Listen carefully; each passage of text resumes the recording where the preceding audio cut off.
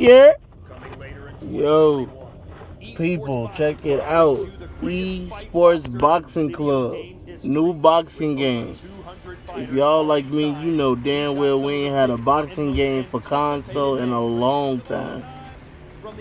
I need y'all to go ahead, check out this mechanic video. Because when the game comes out, no excuses. Knuckles will be put on foreheads. Anybody can catch this fade. Let me know what's going on, man. Hit the comments. Video. Number 1. Moving your analog slightly results in a slower half step in the direction you're moving, while moving it further in that direction results in quicker steps. According to the developer, the fighter will not just float around the ring, but shift their weight from one leg to another, just like a human would in real life. Number 2. Kenny Bayless is going to be in the game. They also added a huge name in the boxing world to their roster, but stay tuned for a little bit to find out who that is. Number 3. Pressing up on the D-pad activates your fighter's loose, showboating mannerisms.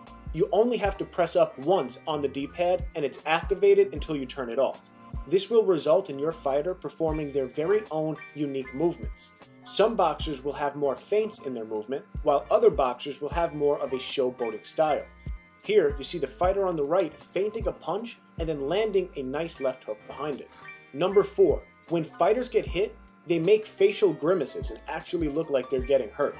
Here, you see Lawrence O'Colly landing a jab on Lyndon Arthur, and Arthur noticeably grimaces as the punch lands. This is a welcome change, because I feel like in every combat sports game ever, the fighters just get hit and they don't even care.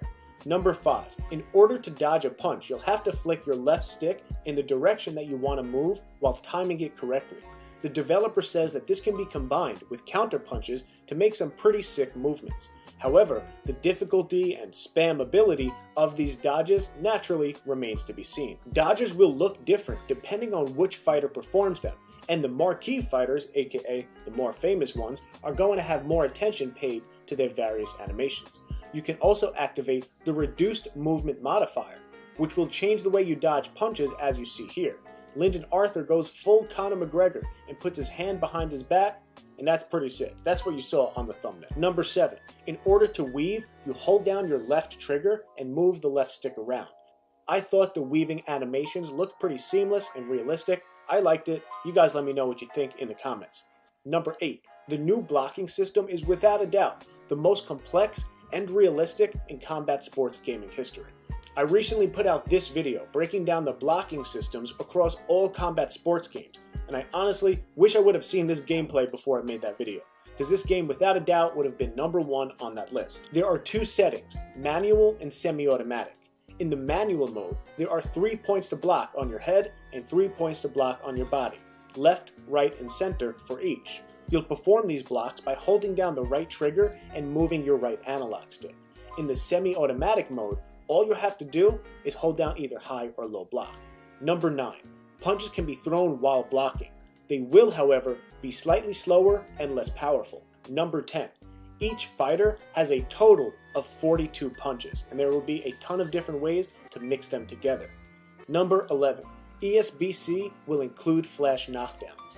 They occur most often when getting one of your power shots countered or while you have very low stamina and are throwing punches still. Number 12. Each fighter has a unique movement style. When you create your own fighter, you'll be able to pick various aspects of each fighter to make your own. For example, you may choose to add Lawrence O'Colly's hook animation with Vasyl Lomachenko's footwork animation, just for example. Number 13. Fighters are still dangerous even while they're hurt. I'm not exactly sure how they're bringing this to life in their game, but the developer went out of his way to mention it in the gameplay trailer. Number 14. Unique career stats. Take a look at the unique stats that are available in this game. You have some of the stuff that you'd expect to see, like punching power, chin resistance, but there's also some more unique options, like cut resistance, bruise resistance, courage, and confidence. I have no idea how they're going to include this in the game, but I'm psyched and I can't wait to see. Number 15. The first ever interactive career hub. They only showed like 3 seconds of this clip, but it implies that you'll actually exist in your career mode as a real person, as opposed to just navigating screens like in every other combat sports game ever. What do you guys think about this? Do you think that I'm drawing too big of a conclusion here? Do you think I'm right about my prediction? And are you as pumped as I am? Number 17, Tyson Fury is in the game.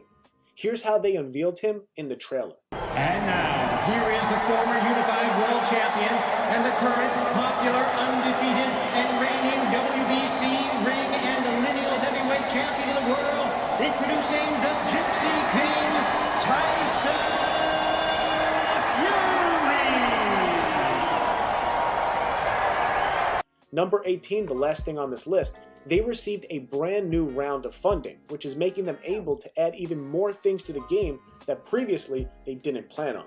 The end result is that the early access period that was initially planned for this summer won't be available because the developers are using this new money to do new things.